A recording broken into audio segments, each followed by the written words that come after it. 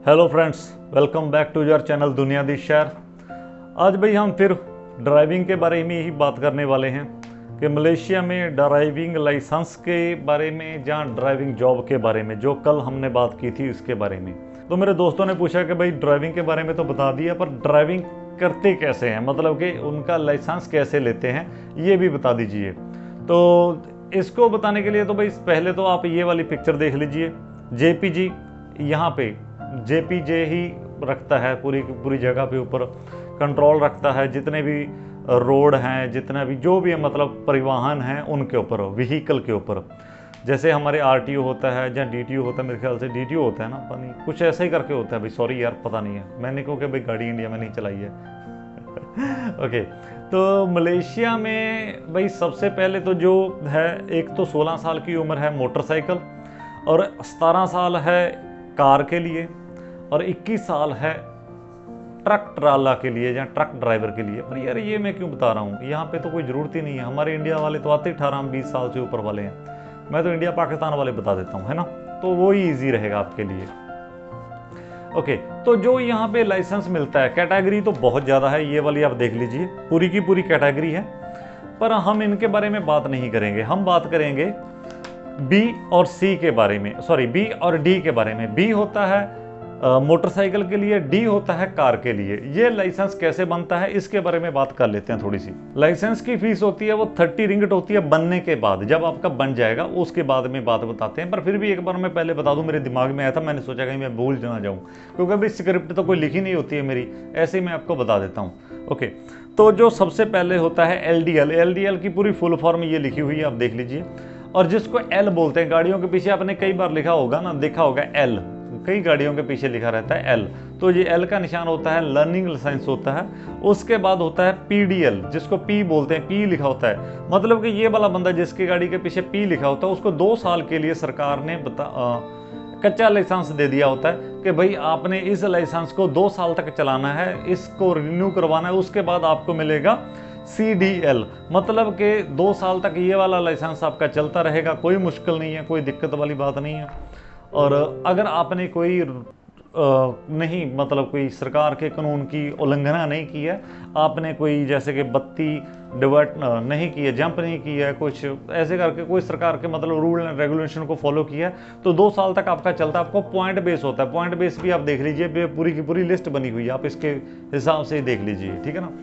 आपके point base के ऊपर ही आपका जो रिन्यू होगा परमिट। और जो सबसे बड़ा होता है, जो हैवी व्हीकल होता है, VDL, जिसमें ट्रक ट्राला ड्राइवर होते हैं वो चला लेते हैं। और 5 नंबर पे आ जाता है IDP, मतलब कि इंटरनेशनल जो ड्राइविंग लाइसेंस होता है वो वाला। और ये बनाने के लिए आपको जाना पड़ेगा driving school. Driving school Malaysia में अराउंड 1200 के करीब हैं, और सबकी फ़ीस अलग अलग है। मैं एक बार फिर भी बता देता हूँ, जो सरकारी फ़ीस है, सरकारी फ़ीस यहाँ पे 1500 वेरिएशन करता है। कौन सी आप प्रोविज़न में करवा रहे हो, जौहर बारू में है, कोलालमपुर में है, पिनांग में है, कोंतन में, कलंतर में, कहाँ भी है, वो उस हिसाब से आपको फ़ीस लग जाएगी। और भाई फीस ये उनके लिए है जिनके पास सारा कुछ है, वीज़ा वगैरह है, सब कुछ है, उनके लिए फ़ीस है। जिनके पास नहीं है, वीज़ा नहीं है, तो भाई उनका यहाँ पे लाइसेंस नहीं बनता।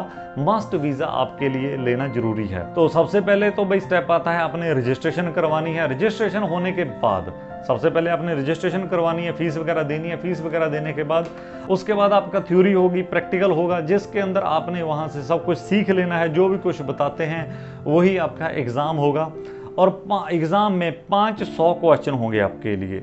और ये 500 एग्ज़ाम, जो 500 क्वेश्चन हैं, उसमें से 84% आपको मार्क्स लेने होते हैं लाइसेंस लेने के लिए।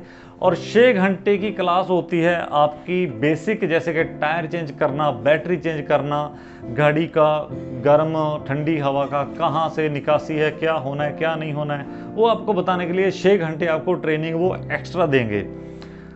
और 16 घंटे की ट्रेनिंग होती है ऑन रोड। 16 घंटे वो आपका साथ ट्रेनिंग आपके साथ जाएगा बंदा, एक दिन में नहीं, हो सकता है 1 हफ्ते में, 2 हफ्ते में हो, जब भी हो वो आपके साथ जाएगा। 16 घंटे तक आपको वो ऑन रोड ट्रेनिंग देगा, और वो वाले पॉइंट आपको आगे एग्जाम में कैलकुलेट किए जाएंगे। और जब आप ये वाला ट्रेनिंग पास कर लेते हैं, तब आपको मिलता है PDL का लाइसेंस, जहाँ बोल दो कि LDL का लाइसेंस, जिसको लर्निंग लाइसेंस बोलते हैं, बस ये वाला काम आप कर लेते हैं तो कोई मुश्किल नहीं है, आपको लाइसेंस मिल जाएगा।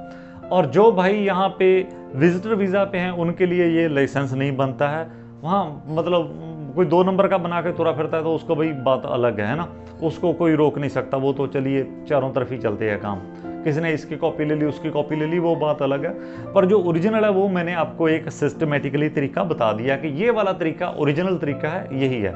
अब बात आती है कि जो बंदे इंडिया पाकिस्तान से, क्या वो यहाँ पे लाइसेंस अपना इंडिया का यूज कर सकते हैं? यस, कर सकते हैं। कैसे? आपने इंडिया का लाइसेंस लेना है, उसको लेके जाना है इंडियन एम्बेसी। इंडियन एम्बेसी आपको 40 रिंगट लगेंगे मेरे ख्याल से, या 50, 40 या 50 लगेंगे, उसको अटेस्टेड करके उसके ऊपर स्टैंप लगा देंगे। आपने वो वाला जो आपको इंडियन एम्बेसी ने लेटर दिया है अटेस्टेड करके ओरिजिनल, आपका पासपोर्ट, आपका work permit, A to Z सारे डॉक्यूमेंट्स लेके जाने अपने JPJ पुत्राजाया।